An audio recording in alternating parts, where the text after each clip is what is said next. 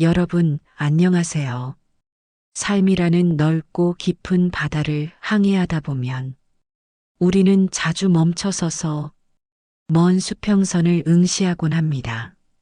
과연 나는 이 파도를 헤치고 잘 나아가고 있는 걸까? 내 삶의 항해가 끝나는 저 멀리 평안하고 풍요로운 항구는 나를 기다리고 있을까?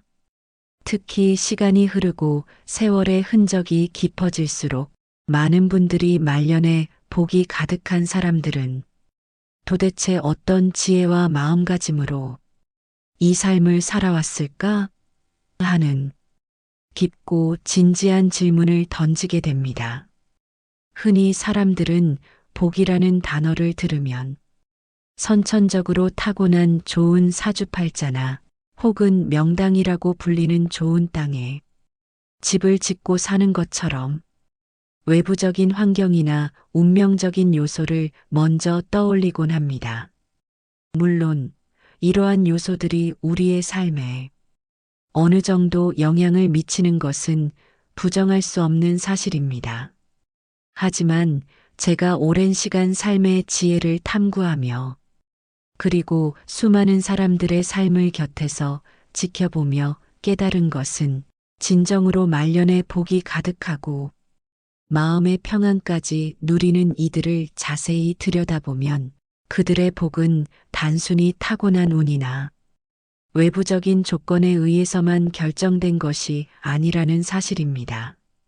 오히려 그 복은 그들이 삶을 대하는 태도, 어떤 마음가짐으로 세상을 살아가고 노력했으며 주변에 어떤 따뜻하고 선한 영향력을 베풀었는지에 따라 그 크기와 깊이가 확연히 달라졌다는 것을 알 수 있었습니다. 참된 복이란 외부에서 주어지는 우연한 행운이 아니라 우리 스스로의 내면 깊은 곳에서부터 싹을 우고 꽃을 피워내는 아름다운 삶의 결정체이기 때문입니다. 오늘 이 시간에는 국내 유일의 정통 풍수지리 전문가이시며 평생을 통해 깊은 삶의 지혜와 나눔을 몸소 실천해 오신 전성준 마스터님의 귀한 통찰을 함께 나누고자 합니다. 마스터님께서는 풍수지리라는 것이 단순히 땅의 기운을 보거나 길한 공간을 찾는 기술적인 측면만을 의미하는 것이 아니라고 늘 강조하셨습니다. 그것은 오히려 그 공간에 살고 그 시대를 살아가는 사람의 마음가짐과 삶의 태도가 조화롭게 어우러질 때 비로소 완성되는 크고 심오한 지혜라고 말입니다. 그 지혜로운 가르침 속에서 제가 발견한 말년의 진정한 복을 누리는 사람들의 세 가지 놀랍고도 핵심적인 특징들을 지금부터 여러분과 함께 깊이 있게 나누겠습니다. 이 이야기가 여러분의 삶에 새로운 지혜의 빛을 밝히고 다가올 날들에 대한 깊은 성찰과 진정한 희망을 안겨주기를 진심으로 기원합니다. 첫 번째 지혜는 무지한 착함이 아닌 남에게 피해주지 않으면서도 자신의 능력을 온전히 발휘하는 현명한 노력입니다. 가끔 이런 질문을 하는 분들이 계십니다. 어차피 중요한 건 마음가짐이라고 하니 그냥 착한 마음 먹고 살면 되는 것 아닌가요? 하고 말입니다. 언뜻 들으면 참 순수하고 아름다운 생각처럼 들립니다. 하지만 마스터님께서는 이러한 무지한 착함만으로는 결코 삶을 온전히 잘 살아낼 수 없다고 단호하게 때로는 아프게 말씀하셨습니다. 우리의 삶은 100년이라는 짧지 않은 시간 동안 오직 착한 마음만으로 모든 것이 뜻대로 술술 흘러가지 않는다는 냉엄한 현실을 우리는 이미 수없이 경험하며 살아왔습니다. 세상에는 참으로 많은 안타까운 경우가 있습니다.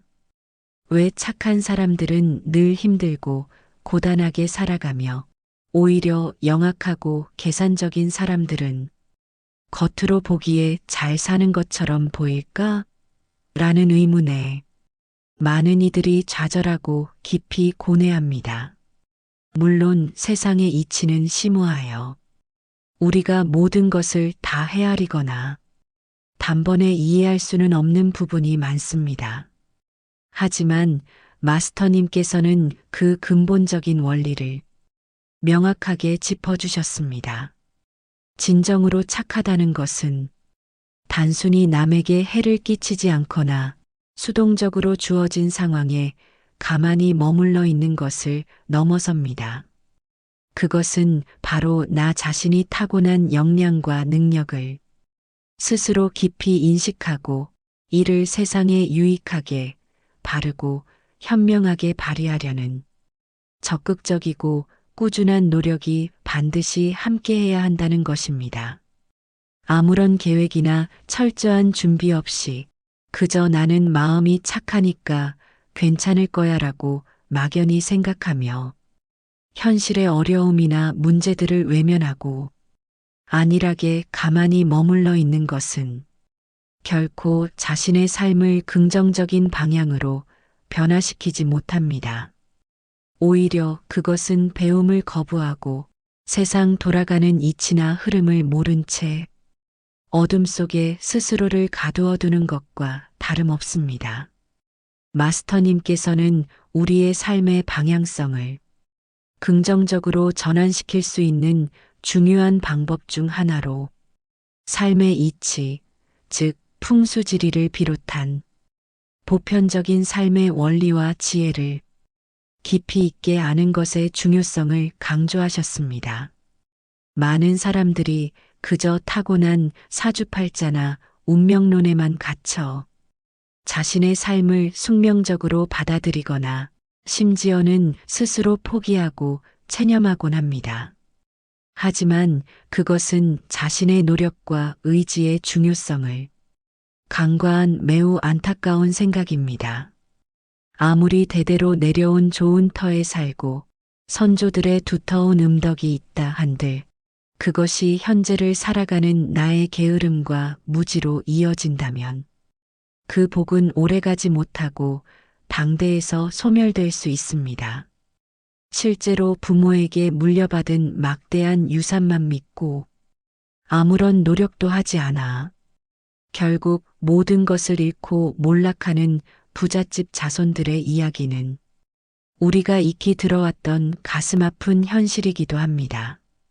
반대로 내가 사주가 좋지 않다고 여겨지거나 태어날 때부터 가진 것이 변변치 않아 불우한 환경에서 시작했다 할지라도 자신의 자리에서 끊임없이 배우고 탐구하며 노력하고 주변의 좋은 기운을 능동적으로 받아들이고 활용한다면 누구나 자신의 삶을 개척하고 성공과 풍요의 길로 당당히 나아갈 수 있습니다. 마스터님은 수십 년간의 방대한 경험을 통해 얻은 이 불변의 진리를 거듭 강조하셨습니다. 성공하고 잘 사는 데에는 자신의 노력이 최소 50%를 차지한다. 아니, 어쩌면 그 이상일 수도 있다. 그 말입니다. 부모에게 물려받은 유산이나 타고난 운명은 마치 탐스러운 곶감 한 가지를 잠시 맛보고 빼먹는 것과 같아서 시간이 갈수록 그 양이 줄어들고 결국 소멸되지만 꾸준히 배우고 실천하는 자기 노력은 시간이 갈수록 더욱 견고하게 쌓여 결국 풍요롭고 의미 있는 삶을 끊임없이 새롭게 만들어냅니다. 그러므로 진정한 착함은 세상 물정 모르는 무지한 순진함이나 수동적인 태도가 아니라 자신의 역량과 잠재력을 끊임없이 갈고 닦고 남에게 해를 끼치지 않는 선량한 범위 내에서 자신의 목표를 향해 최선을 다해 실천하는 지혜롭고 능동적인 노력에 있습니다. 이러한 지혜로운 노력이 삶에 뿌리 내릴 때 비로소 우리의 삶은 스스로 복을 창조하는 강인하고 흔들림 없는 뿌리를 내리게 됩니다. 두 번째 지혜는 단순한 명당을 넘어 좋은 지형과 함께 사람의 온기, 즉 인심이 어우러진 동네를 선택하는 지혜입니다. 많은 분들이 마스터님께 정말로 풍수적으로 좋은 동네는 어디에 있나요? 라고 묻곤 합니다. 마스터님께서는 물론 좋은 동네는 분명 존재한다고 답하시며 그것을 판단하는 구체적인 지형과 지세의 특징을 상세히 설명해 주셨습니다.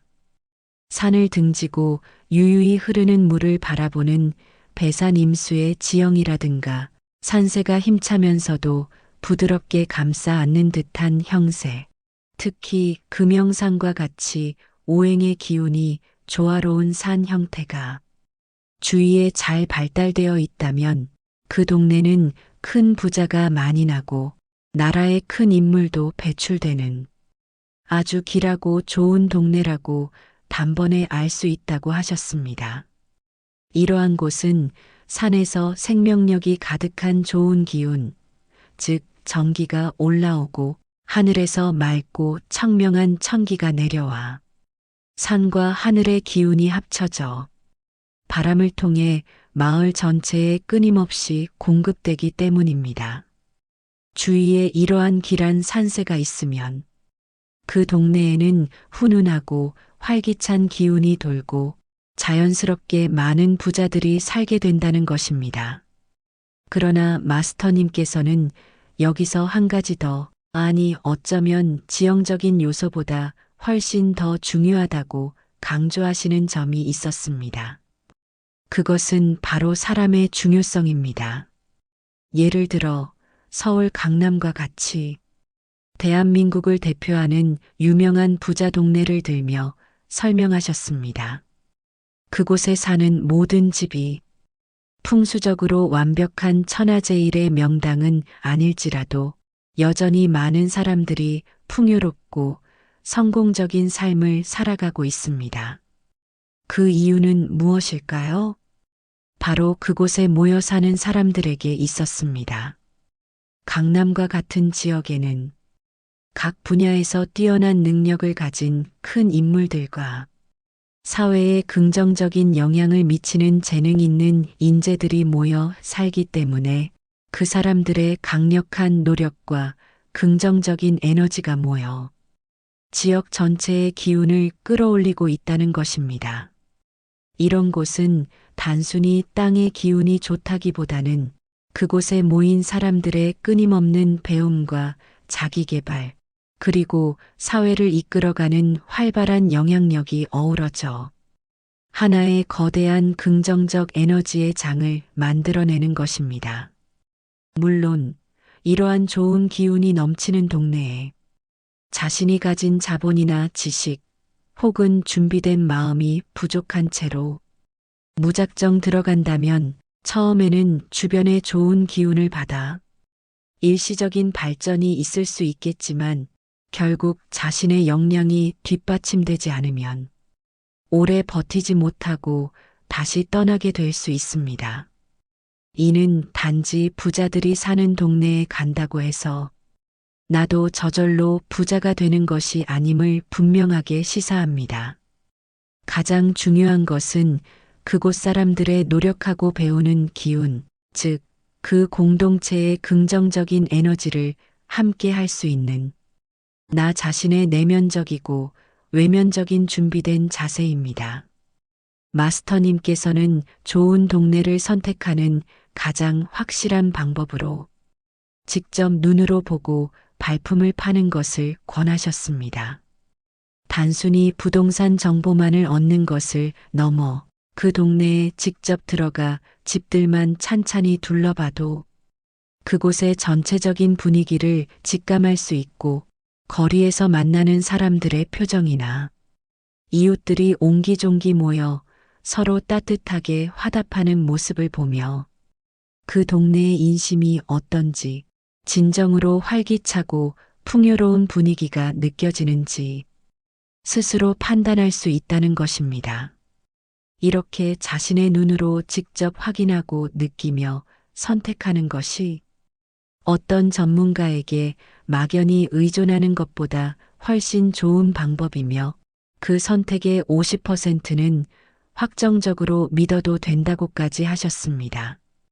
결국 말년에 복이 많은 사람들이 사는 좋은 동네는 단순히 지형적인 복만 타고난 곳이 아니라 그곳에 사는 사람들의 끊임없는 노력과 서로를 배려하고 돕는 따뜻한 인심이 어우러져 긍정적인 에너지를 끊임없이 생성하고 증폭시키는 곳임을 우리는 기억해야 합니다. 세 번째 지혜는 나눔과 봉사를 통한 선한 영향력의 확장입니다. 전성준 마스터님의 삶은 바로 이 세 번째 지혜를 온몸으로 그리고 온 마음으로 꾸준히 실천해 오신 깊은 증거라고 해도 과언이 아닙니다. 마스터님은 젊은 시절부터 매일 새벽 일찍 일어나 집안일을 모두 마친 후에는 남은 시간을 오롯이 주위의 어려운 이웃들을 찾아다니며 따뜻한 손길로 정성껏 도왔다고 합니다. 특히 저녁이 되면 가정 형편이 어려워 정규 중고등학교에 진학하지 못했던 청소년들을 위해 밤늦도록 야학을 오랫동안 가르치셨습니다. 자녀들의 부모들이 직접 찾아와 마스터님, 아는 것만이라도 가르쳐 달라고 간절히 부탁하면 기꺼이 자신의 귀한 지식과 시간을 나누셨던 것입니다. 단순히 지식만을 나눈 것이 아닙니다. 당시의 젊은이들이 방황하지 않고 아침 일찍 일어나 성실하게 자신의 삶을 가꾸도록 독려하고 밤늦게까지 노름을 하거나 무의미하게 방황하는 아이들을 직접 찾아가 때로는 엄한 꾸지람으로 때로는 볼기를 때리면서까지 그들을 올바른 삶의 길로 인도하셨다고 합니다. 그것은 단순한 훈계가 아니라 자식처럼 아끼는 마음에서 우러나온 깊고 따뜻한 사랑에 매였습니다. 지역사회에 대한 이러한 헌신적인 봉사는 매우 광범위하고 깊이 있게 펼쳐졌습니다. 스스로 지역사회의 자원봉사 단체를 조직하여 등록하고 매일 아침 일찍부터 홀로 계신 노인분들의 집에 찾아가 땔감을 패어주거나 남자가 없어 힘든 집의 농사일을 먼저 거들어주는 등 따뜻한 손길이 필요한 곳이면 어디든 가장 먼저 달려가 묵묵히 봉사를 실천하셨습니다. 고향인 시골을 떠나 도시로 나온 후에도 그 나눔의 정신과 실천은 변함없이 이어졌습니다. 당시에는 시골 학교나 군부대에 책이나 신문이 턱없이 부족했던 시절이었습니다. 마스터님은 이를 안타깝게 여기시어 시골 학교에 신문을 꾸준히 보내주고 군부대에는 젊은 군인들이 정신 수양을 하고 세상을 알아갈 수 있도록 귀한 책자를 오랫동안 직접 공수하여 보내주셨습니다. 어려운 환경에서도 배움의 끈을 놓지 않도록 묵묵히 도왔던 것입니다. 마스터님께 소년 동화 신문을 받은 초등학생들에게서는 아저씨 감사합니다라는 삐뚤빼뚤한 글씨에 순수하고 진심 어린 손 편지가 도착하여 읽는 이의 마음을 뭉클하게 만들었고 군부대에서는 마스터님의 뜻 깊은 나눔에 대한 진심 어린 감사 인사를 받기도 하셨다고 합니다. 뿐만 아니라 청소년들의 탈선을 막고 그들에게 올바른 가치관을 심어주기 위해 수많은 중고등학교를 찾아다니며 열정적으로 선도 강의를 하셨습니다. 이러한 꾸준하고 헌신적인 활동을 통해 마스터님은 대구시장 시민상, 문화관광부 장관상 등 나라와 지역사회로부터 수많은 표창장과 감사패를 받으셨습니다. 하지만 마스터님께서는 이러한 수상 경력이 결코 자신의 자랑거리가 아니라 그저 뼛속 깊이 새겨진 시골에서의 봉사 정신이 자연스럽게 삶 속에서 발현되고 이어진 결과라고 더없이 겸손하게 말씀하셨습니다. 특히 힘들었던 어린 시절과 일찍이 어머니를 여인 경험이 홀로 계신 노인들에 대한 각별하고 애틋한 마음으로 이어져 마을의 경로잔치 준비, 노인의 활동 등 어른을 공경하고 섬기는 모든 직책과 역할은 자연스럽게 마스터님의 몫이었다고 합니다. 그 중에서도 마스터님의 기억에 가장 깊이 남아있는 힘들었지만 큰 보람을 느끼게 한 일화로는 어느 해 어버이날 경로 잔치를 준비하면서 겪었던 일이 있습니다. 그 해에는 유독 마을의 형편이 어려워 아무리 노력해도 잔치 준비를 위한 찬조금이 모이지 않았습니다. 노인들을 대접하고 싶어도 돈이 없으니 막막함만이 가득했습니다. 그때 마스터님께서는 마을 대표와 단둘이서 지금으로 치면 500만 원이 훌쩍 넘는 거금 50만 원을 직접 은행에서 대출받아 기어이 경로 잔치를 치렀다고 합니다.